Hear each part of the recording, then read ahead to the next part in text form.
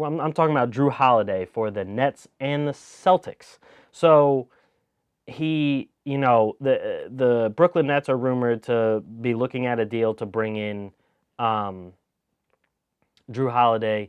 I think Jrue Holiday would be the perfect fit as a third star alongside Kyrie and Kevin Durant.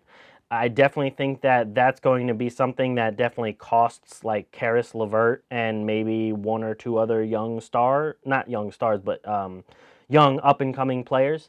So you're going to have to, make with the value in return for that.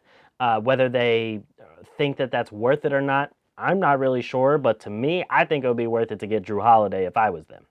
The Celtics. So I thought this was interesting because obviously with the Celtics, you already have Kemba at point guard. You also have Marcus Smart.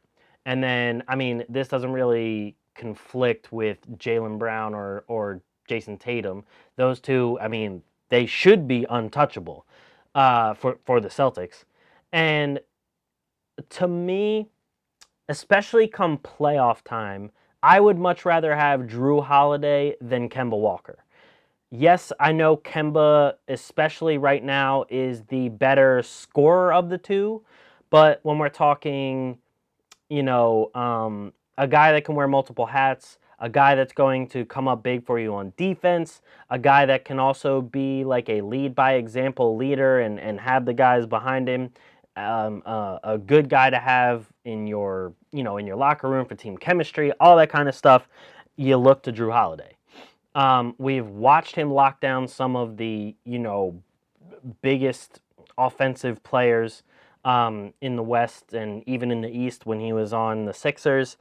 And, you pair that, especially if you do keep Marcus Smart, you pair that with Marcus Smart and Jaylen Brown and the other defensive talents you got on the team, especially with, a defense being formulated by Brad Stevens and company, that would be deadly come playoff time.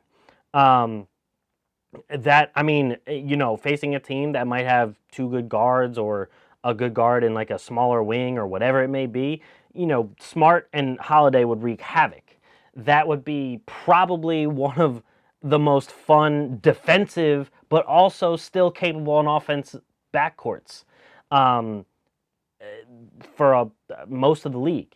So, I think that's super dynamic for the Celtics if they can pull that off. They do have a lot of different assets in terms of picks as well.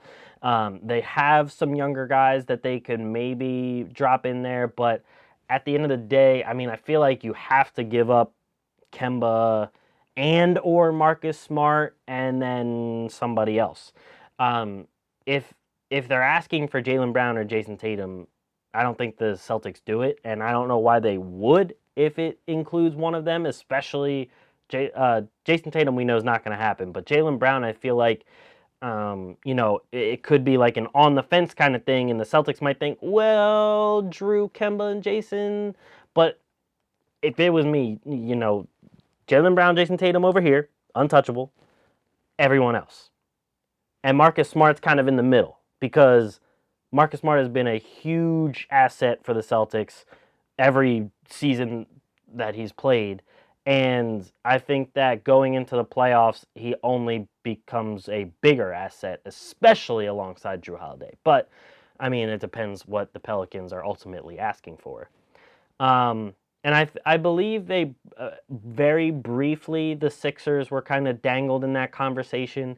I think that he's perfect to go alongside, Simmons and Embiid as well because he's a guy that can catch and shoot, but also create a little bit off the dribble. Obviously started his career with the Sixers, so they know a lot about him, especially Elton Brand. He would be a great fit. Honestly, Jrue Holiday, I think, is the guy that fits with pretty much any team. He still fits with tanking teams because he's going to be your best player. He's still going to be good.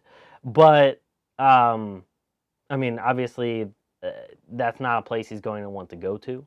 But he is going to be a guy that really ultimately fits on any team because he can play a multitude of roles. I think it's really at this point a bidding war for Jrue Holiday. I think that, whoever decides to finally offer the Pelicans the best deal possible are going to finally end up getting him.